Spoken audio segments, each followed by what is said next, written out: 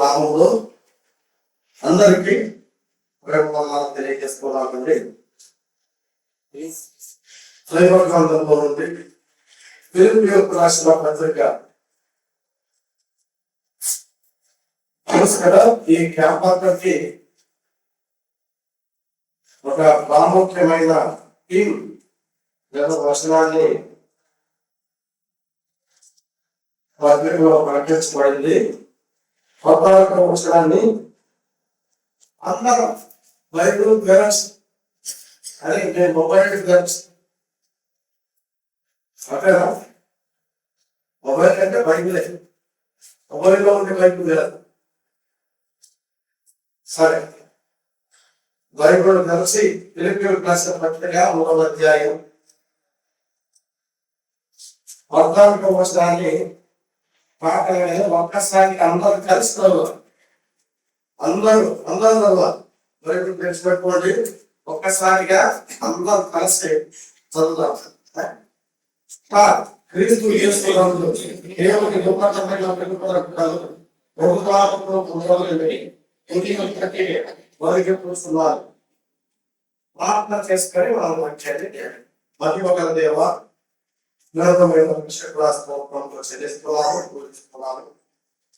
ప్రత్యేకంగా ఈ మధ్యాహ్నం మా ద్వారా కొంత అవసరంతో ఉండగా నేను కొంత విశ్రాంతి ఇచ్చి నేను పిల్లల యొక్క నిలబడి మాట్లాడించడానికి కావాల్సిన శక్తిని సామర్థ్యాన్ని ఇచ్చిన ఆత్మస్వాతంత్రాన్ని మీరు అనుగ్రహించాలి. దేవుడు మాత్రం మాట్లాడండి.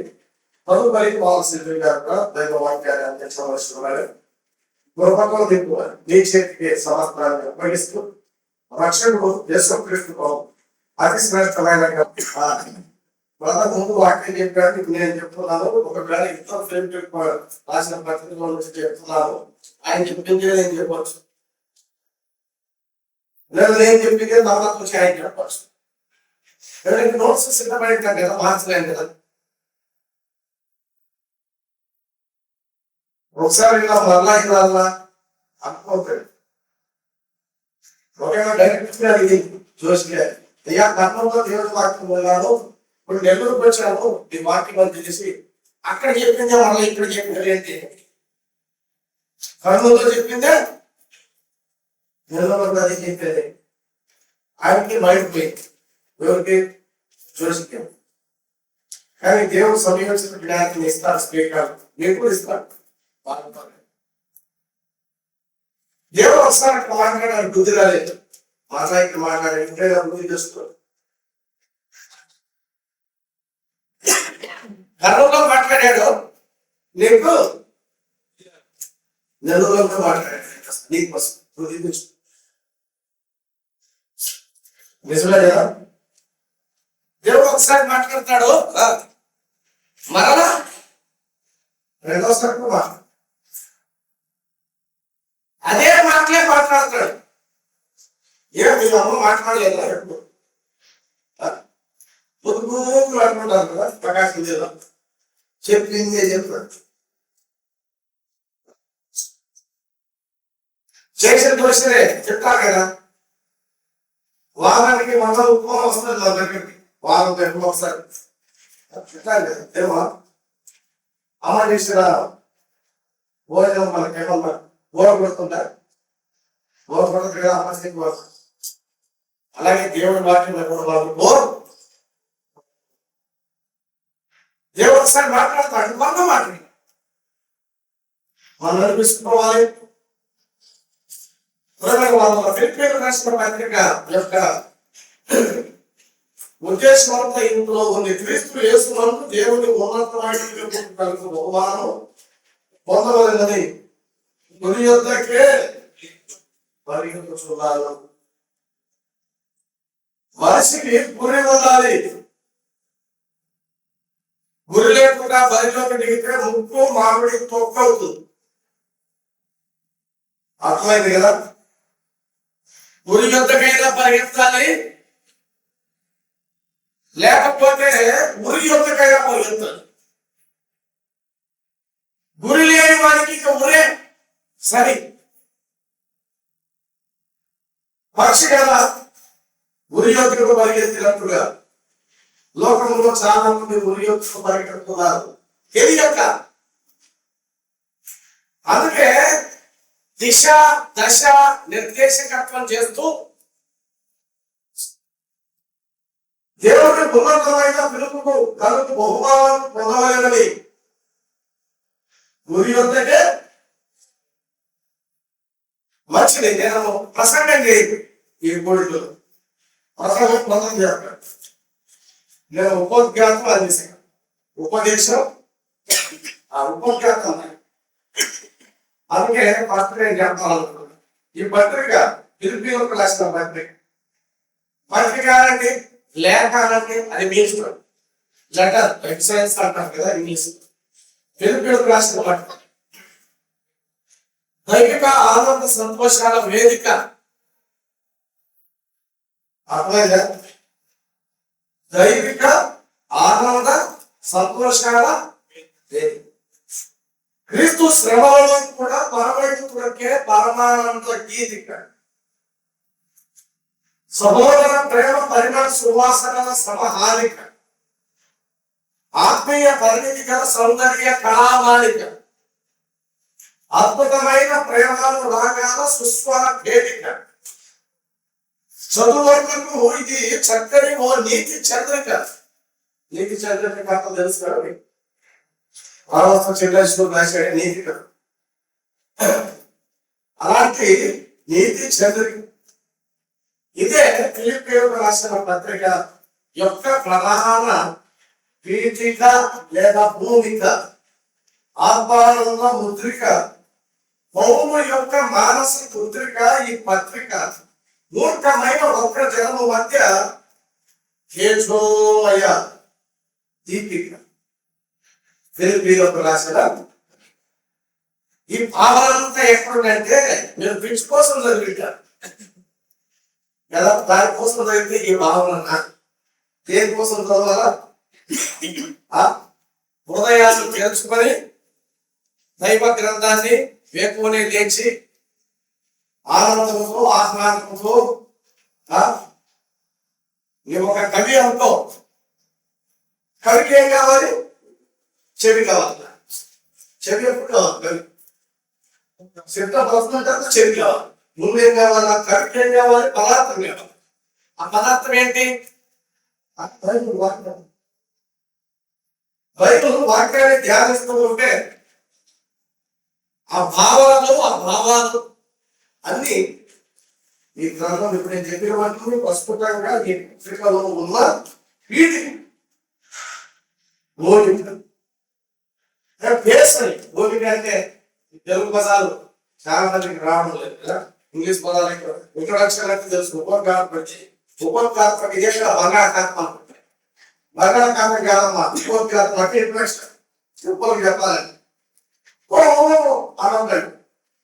అంత ఇంగ్లీష్ ఎక్కువైపోయింది, తెలుగు తగ్గిపోయింది. అందుకే మనం తెలుగు నేర్చుకోవాలనే ఉద్దేశంలో నేను ఈ విధంగా మీకు ఇంట్రొడక్షన్ చెప్తున్నాను. ఫిలిప్పీయులకు రాసిన పత్రిక దైవిక ఆనంద సంతోషాల వేదిక.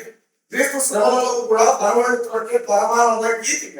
సహోదర ప్రేమ పరిమళ సువాసనలు సమహారిక. ఆత్మీయ పరిణితి గల సౌందర్య కళామాలిక. అద్భుతమైన ప్రేమాలు రాగాల సుస్వర పీఠిక. చదువులకు లేదా ధ్యాన పనులకు ఇది చక్కని ఓ నీతి చంద్రిక. ఇదే ఫిలిప్పీయులకు రాసిన పత్రిక యొక్క ప్రధాన గీతిక, భూమిక, ఆత్మానంద ముద్రిక, పౌరు మానస పుత్రిక. ఈ పత్రిక మూర్ఖమైన వక్ర జనము మధ్య వెలిగే తేజోమయ దీపి. మీరు మూర్ఖమైన వక్ర జనము మధ్య శివవాక్యంలో చేపట్టుకోవాలి. తెలుసు కదా కనెక్షన్స్ అంటున్నాను. రైతులు నేను చెప్తున్నాను, మీరు కనెక్షన్స్ ఇచ్చుకోండి. ఈ మాట ఫిలింలో ఎక్కడెక్కడ ఉన్నాయో వెతుక్కోవాలి. ఆరాటంలో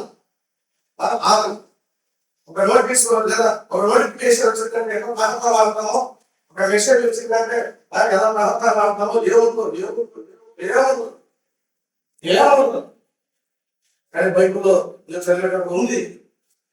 చాలా విషయాలు ఉన్నాయి.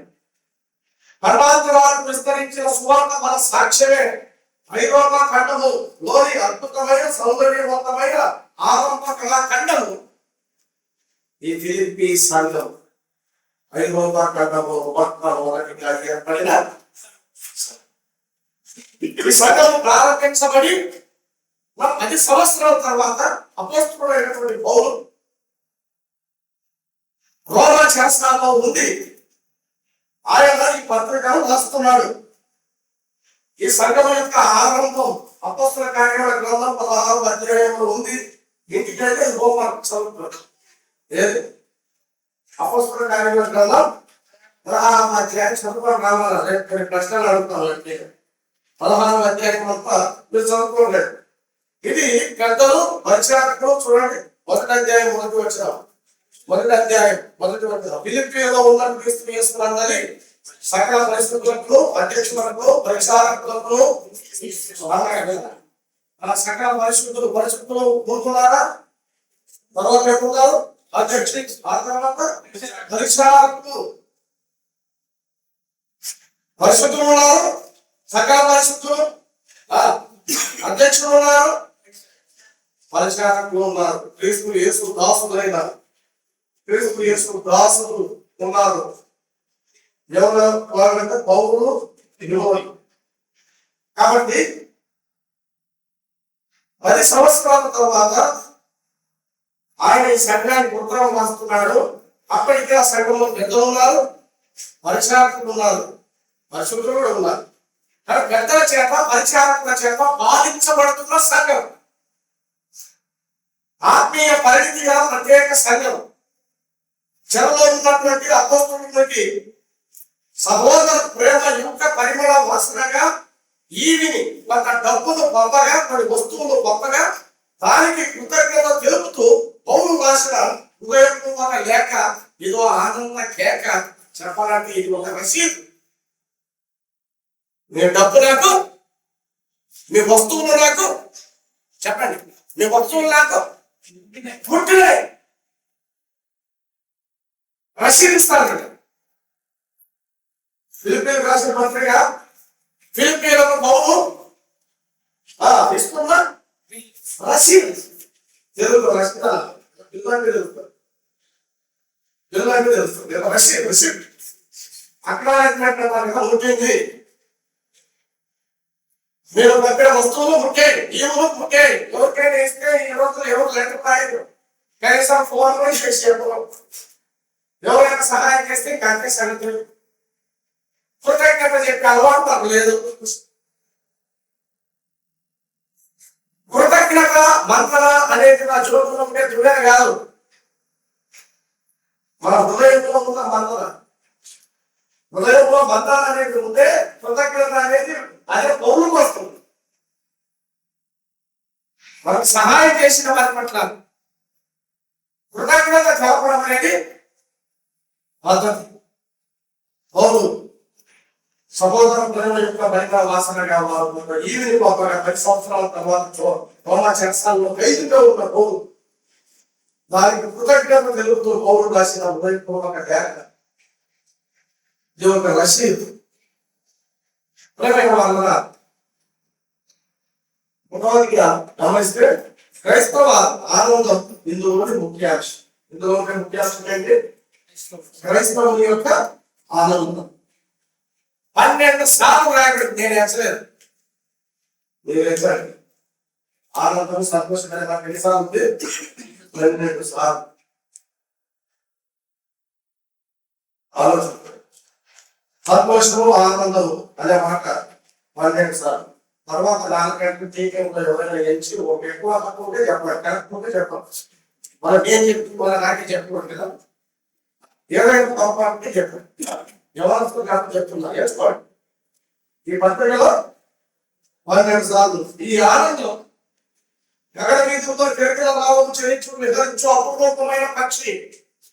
ఈ ఆనందం ఎట్లాంటిదంట? ఈ ఆనందం గగన వీధుల్లో కిరకిల రావడం చేయించు విహరించే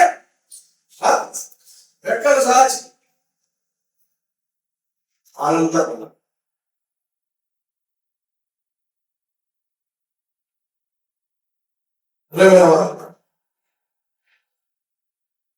అపురూపమైన పక్షి. ఇది ప్రతి క్రైస్తవుని పెంపుడు జంతువు. ఏది?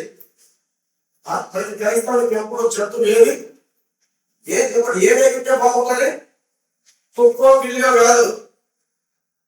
ఆ కుక్కలు వేసుకుంటారు, బిల్లు వేసుకుంటారు, చెరుకు తెచ్చుకుంటారు, చెరుకు వేసుకుంటారు అనుకోండి. అది మాట్లాడుతూనే ఉంటుంది, అనుకోగా మాట్లాడుతుంది. నేను పెంచుకోవాల్సింది, జాగ్రత్తగా చూసుకోవాల్సిన ఒక అపూర్వమైన పక్షి ఏంటి? ఆనందం.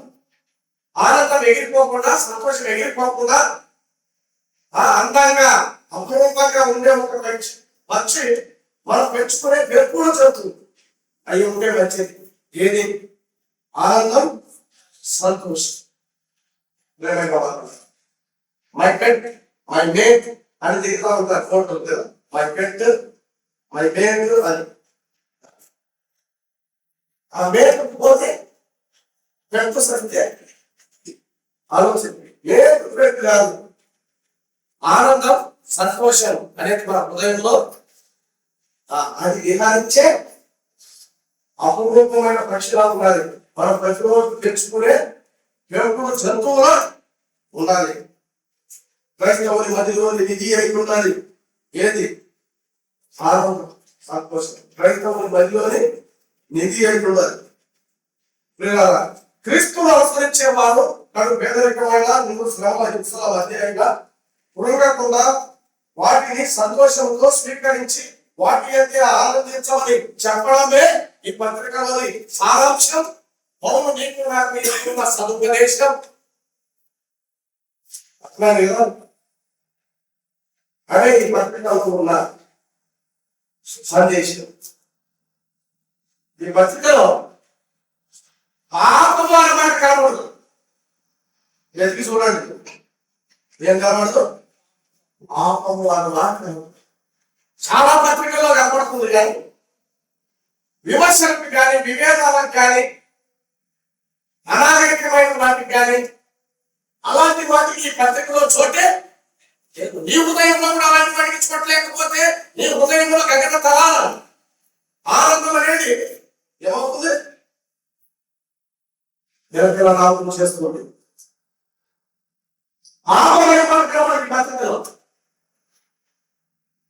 కనబడకుండా బోధన రాశాడా? దేవుడు ఆత్మ నడిపించాడా? ఎస్.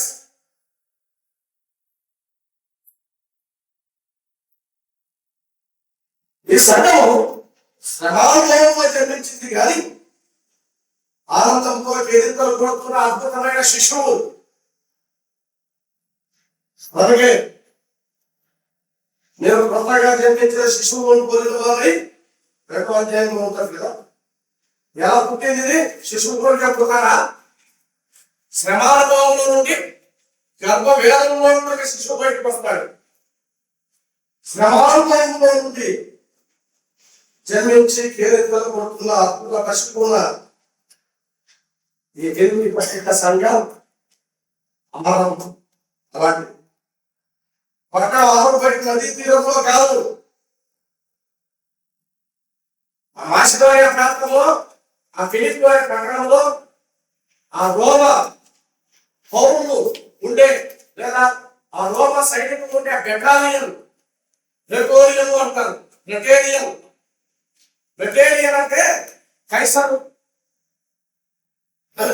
నీరో అధికార రాజమందిరం ఉండే స్థలంలో ఎవరు ఉంటారు? సైనికులు ఉంటారు, కాపలాలు ఉంటారు. ఆ రోమా కాలనీ, ఆ కాలనీలో ఆ నదీ తీరంలో ఆరుపైగా ప్రార్థన జరుపుతున్నారు. ఒక సభాపు ద్వారా పౌరుషీలు అక్కడికి వెళితే కొంతమంది స్త్రీలు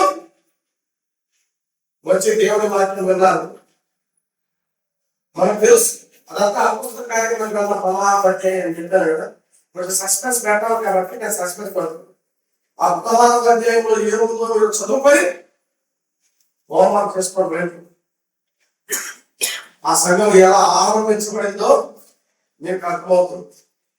కాబట్టి సంఘం శ్రమాలపైలో జన్మించడం కాదు, ఆనందంతో కేరింతలు కొడుకున్న అద్భుత పశువుల పక్కన ఆరుబయట నదీ తీరంలోనే కాదు, దట్టమైన చీకటి శరసాల గడ్డితో కూడా ఆగని ఆత్మానందం, ఆత్మగానం, జ్ఞానం, సువార్త సాక్ష్యం ఈ సంఘం యొక్క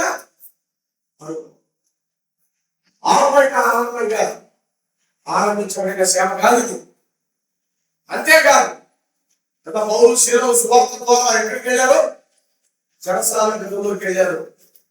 అక్కడ వారి బాగా ఏం చేశారు చెప్పండి? చాలా దెబ్బలు తిరిగి ఆ ఫిలిపియా చెరసాలలో గానం చేశారు, పాడుతారు.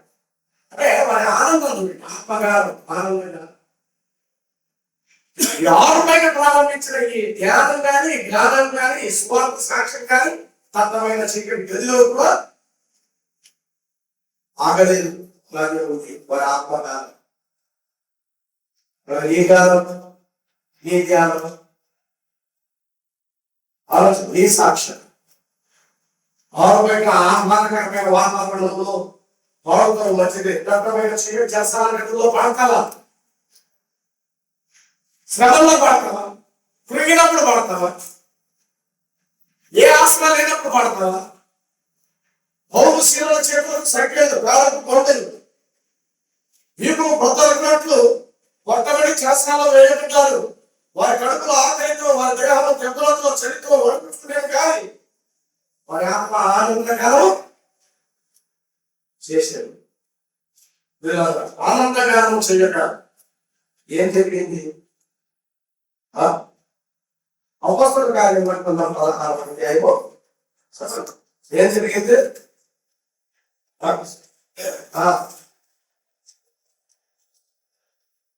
తెలుగు సీరియల్ పడిపోతున్నారు కదా. ఆ సీరియల్ అమ్మో పైకి రాసలేదు సంవత్సరాలుగా సీరియల్ అయిపోవచ్చు. విషయంలో ఉంటారు. వెళ్ళి అంకిపెట్టి నవ్వట్టించడానికి ఆనందంగా దేవుడు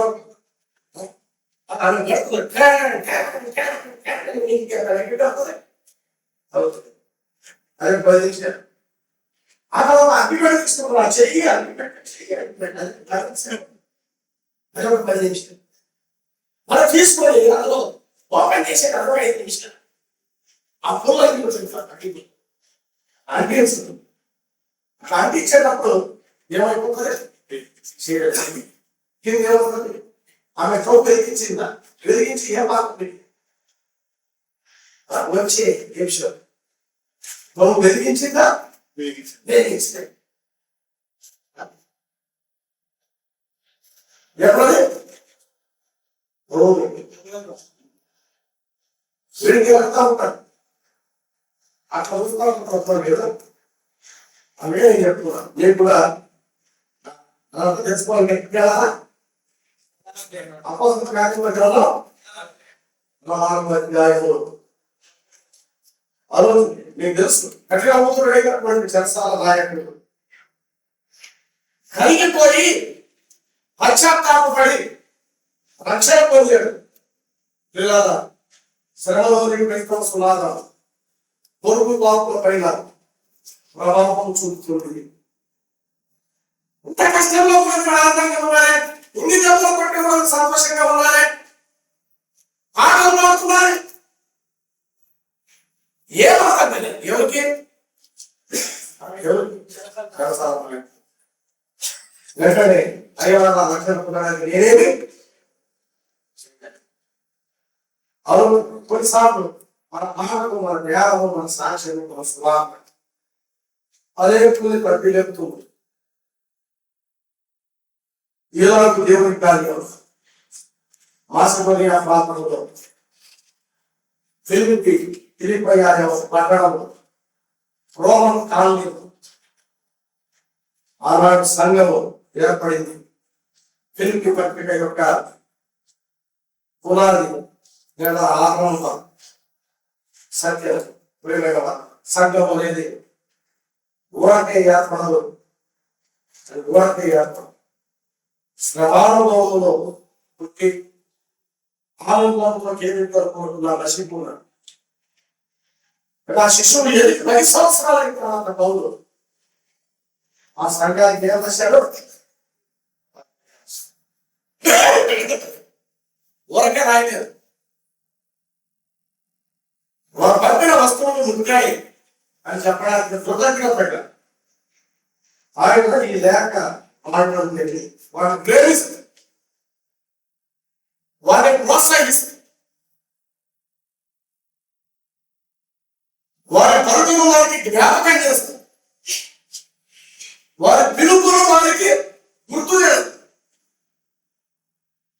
జ్ఞాపకం చేయాల్సిన జ్ఞాపకం చేస్తున్నాం. ఏక మనసు కలిగి ఉండాలి. ఐక్యత, ఏక మనసు పాడుకుంటున్నారు లేదా? ఏక మనసు కలిగి ఉండాలి. ఈ విషయాలన్నీ ఆయన వాస్తు ఫిలిప్పీ పత్రిక రాశాడు. పౌలే రాశాడు కాదు, తిమోతి రాశాడు, పౌలు చెప్పాడు. ఈ పత్రికలో ఎంతమంది భాగస్తులు? పౌలు సంఘం ఏర్పడడానికి పౌలు శీల. ఈ పత్రిక రాసేటప్పుడు పౌరుతో ఉన్నవాళ్ళు ఎప్పటికీ ఉన్నాడు.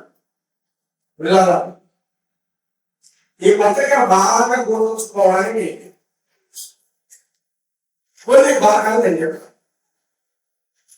మొదటి అధ్యాయం చూడండి. మొదటి అధ్యాయం ఏం పేరు పెట్టుకోవాలంటే మీరేమైనా పెట్టుకోండి, నేను పేరు పెట్టు.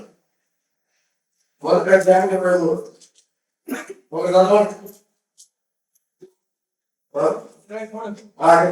ఈ రెండింటి మధ్యలో ఇరుకుబడి ఉన్నాను. నేను వెడలిపోయి క్రీస్తుతో కూడా నాకు ఆశ ఉంది. అది నాకు మరీ మేలు. ఏంటి నా ఆశ?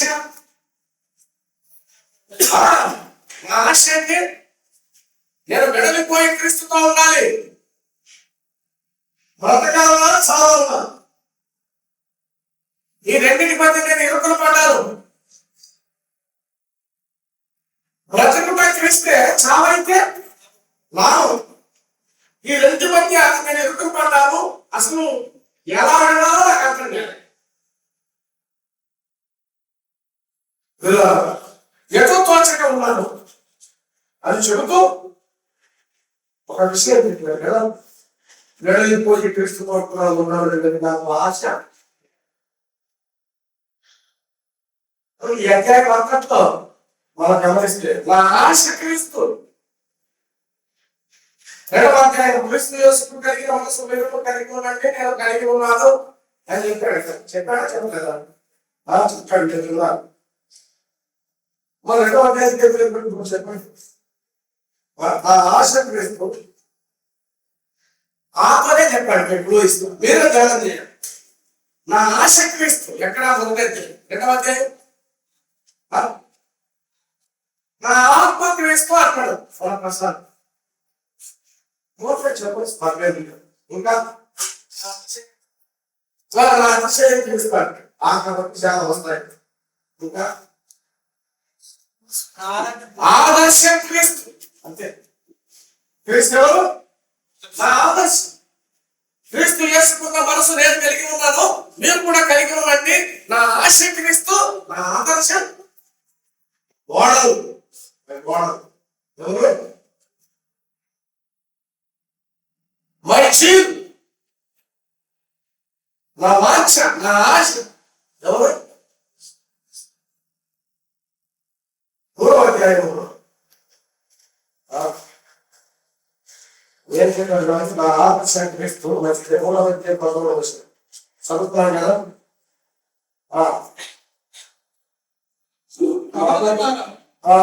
సహోదరులారా, నేను ఇద్దరు పడతాడు ఉన్నానని తలంచుకున్నాను. అంటే ఒకటి చేయించుకున్నాను. పడుచు దేవుని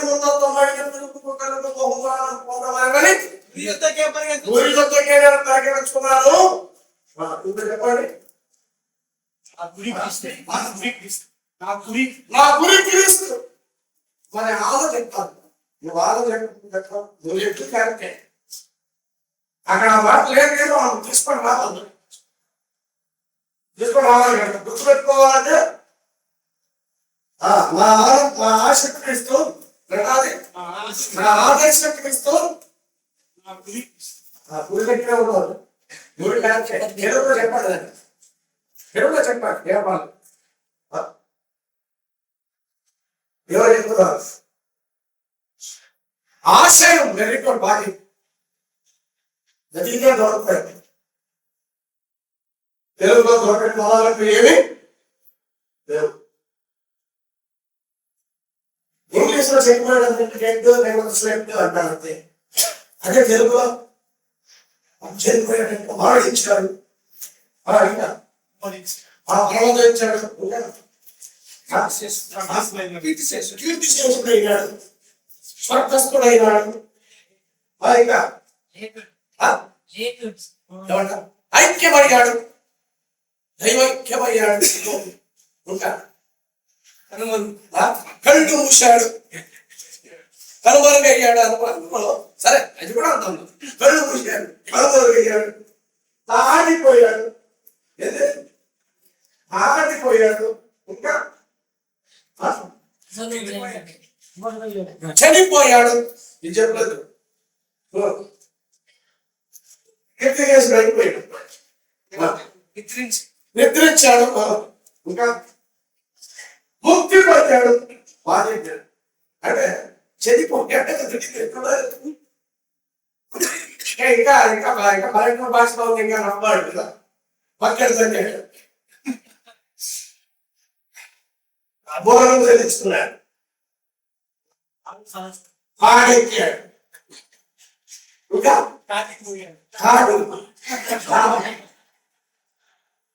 కాదు కాదు సిల్వర్ ధరించుకుంటున్నా, సిల్వర్ పొగేయించుకున్నాడు. ఏం నేర్చుకున్నాడు? పొగేయించుకున్నాడు. మీరు ఎప్పుడు ఇక్కడేనా? ఇక్కడే ఉన్నాడు, మీరు ఇక్కడే ఉంటారు. మాకు లోకం కావాలా, మాట్లాడుకోవాలా, వినాలా, అసలు లోకంలో ఏడు సంగతులు తెలుసుకోవాలా, ఆ లోకంలో కలిసిపోమని చెప్పాం. తెలుగులో చాలా చెప్పాడు. మీరు తోటలేదంటే నేనేం చేయాలి తెలుగులో? భూస్థానం అయ్యాడు, భూస్థానం చేసి భూస్థానం చేసేస్తాను, మంచిది. ఇక్కడ గమనిస్తే నా ఆశయం చెప్పండి, నా ఆశయం క్రీస్తు. నాకేదైనా ఆశయం ఉందంటే, గోల్ ఉందంటే క్రీస్తు వెళ్తూ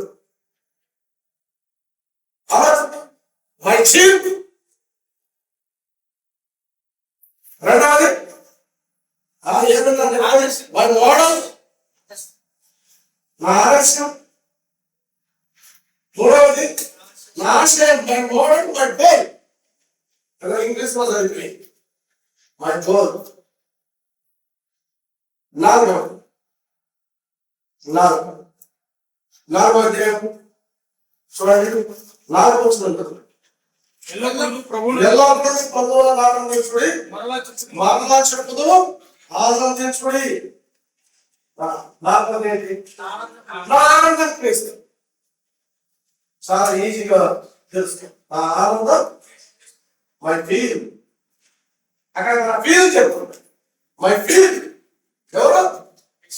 నా అనుభవం క్రీస్తు, నా అనుభవం క్రీస్తు, నా ఆనందానుభూతి క్రీస్తు, నా ఆదర్శం క్రీస్తు, నా ఆశయం క్రీస్తు, నా ఆశ క్రీస్తు.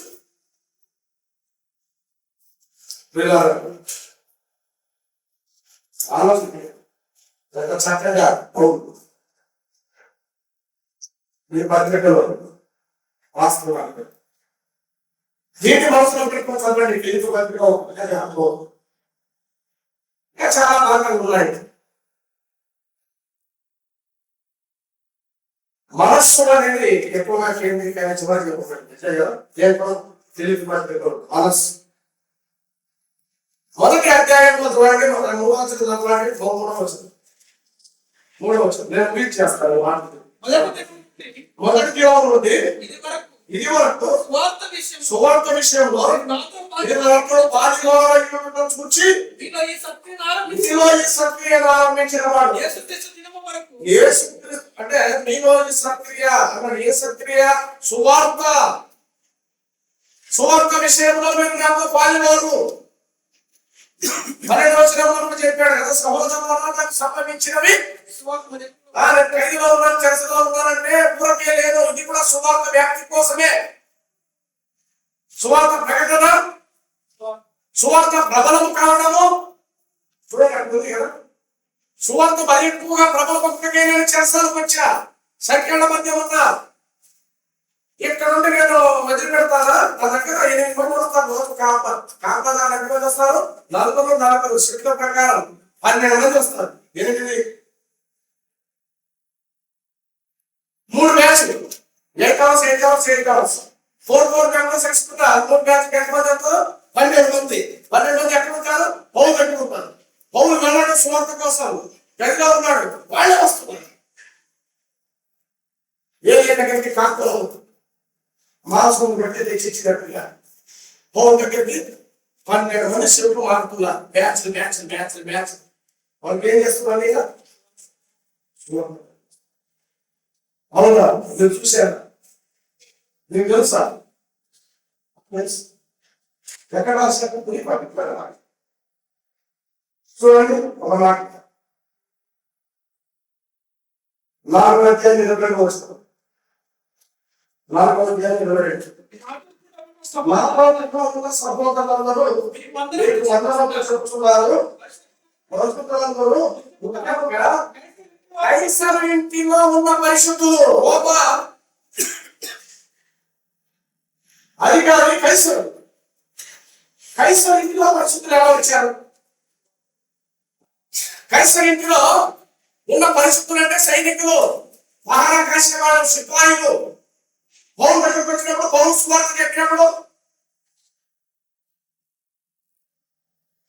అందుకే ఇక్కడే చెప్తాడు మాట, ఇక్కడే చెప్తాడు మాట. ఇంకేమో చెప్తాడు,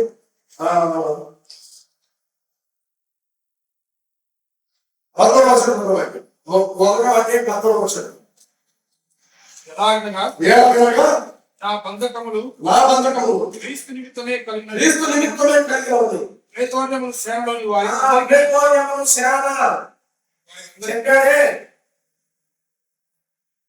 ఆ కైసరు నియమ చక్రవర్తి రాజా,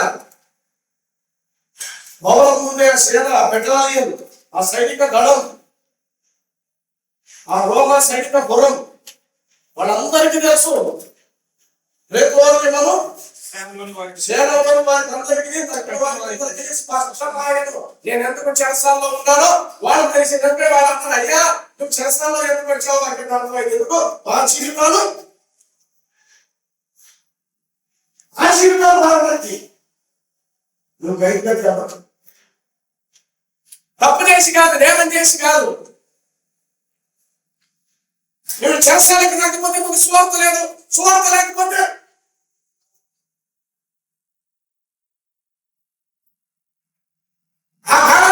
సత్యంలో ఉన్నా. పౌలు ఏం చేశాడు? నువ్వేం చేస్తున్నావు?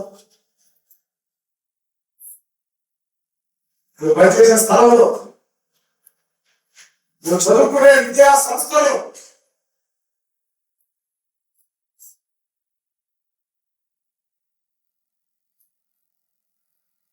ఆ రోజుల్లో పడవలాగేవాడు కానీ, దుడ్డి ఉండేవాడు కానీ, నిత్యవాడు కానీ, పోషేవాడు కానీ, ప్రతి ఒక్కరు సువార్త ప్రకటించారు.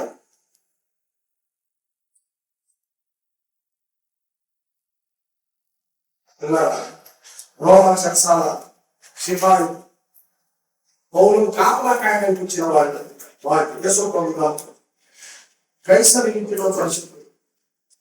పత్రిక ముట్టించేసరికి కైసరు ఇంటిలో ఎవరున్నారో నమ్మిన వాళ్ళు. దానికి కావాలండి పెట్ట ఉంటే అది పెట్ట ఎక్కడ అవుతుంది, అది పెట్ట ఎక్కడ అవుతుంది, కోడి పెట్టి పెట్ట అర్థమే కోడి పెట్టి ఎక్కడ అవుతుంది, గుడి పెట్టి అంటే క్రైస్తవుడు విశ్వాసానికి చెప్పుకోవాలంటే అర్థమేమి, సువార్త ప్రకటించాలి, దాని ఫలం క్రైస్తవుడు. ఒక చెట్టు చూస్తాం, దానికి ఒక మొక్క వస్తుంది, పువ్వు అవుతుంది, కాయ కాస్తుంది, అది పంట అవుతుంది. ఆ పంటలో పురుగు చూస్తే కొన్ని విషయాలు ఉంటాయి. ఎందుకు మరలా దాని మీద మారుతారు చూడకపోతే పౌరులు అవసాన కాలంలో ఉంటారు. అందుకే సువార్త ప్రకటన, సువార్త ప్రబలం, వ్యాప్తం, సువార్త. మొదటి అధ్యాయంలో పౌలు ఫేమస్ గాస్పల్ పడి సువార్త. రెండవ అధ్యాయంలో క్రీస్తు యేసుకు కలిగిన ఆలోచన. మూడవ అధ్యాయంలో పౌరసత్వం పరలోకాల గురించి భూసమైన మనసు. ఏ మనసు పౌరుకి? పరసంబంధమైన మనసు, పరలోకానికి వచ్చే మనసు. నాలుగో అధ్యాయంలో గివింగ్, ఇచ్చే మనసు తెలిపి దాన్ని ప్రోత్సహించాడు. పౌరు కూడా ఎక్కువ ఇచ్చాడు. గివింగ్ మరి ఇచ్చే మనసు. సువార్త మనసు రాసుకోండి. రెండవది తీసుకున్నాము. మూడవది హెవెన్లీ మైండ్, మనలోక సంబంధమైన. నాలుగవది గివింగ్ మైండ్, ఇచ్చే సహాయం. ఇలాంటి మనస్సు మనకు అట్టి కృపను మనకు అందించుకోవాలి. చిన్న మార్పు అందించాలి. మహిమ ప్రేమ గౌరవం స్తోత్రము. ఈ మధ్యాహ్నం ఉపప్రాతంగా కొన్నిసార్లు ఫిలిపి పత్రికలో యవనస్తులను దీవించడానికి ఆశీర్వదించారు. సంఘము ఎలా ఆనందమైందో ఆ ఉపోద్ఘాతాన్ని పొందలు చేసుకోవాలి. ఆ విభజన కూడా ఒక చేయలేదు. అందులో ఉన్న సందేశాన్ని సహోదరులు అందించవలసిందిగా దీవించుకున్నట్టు రక్షకుడు యేసుక్రీస్తు అతి శ్రేష్టమైన ఘనమైన నామములో ప్రార్థన చేసి వేడుచున్నాము తండ్రి.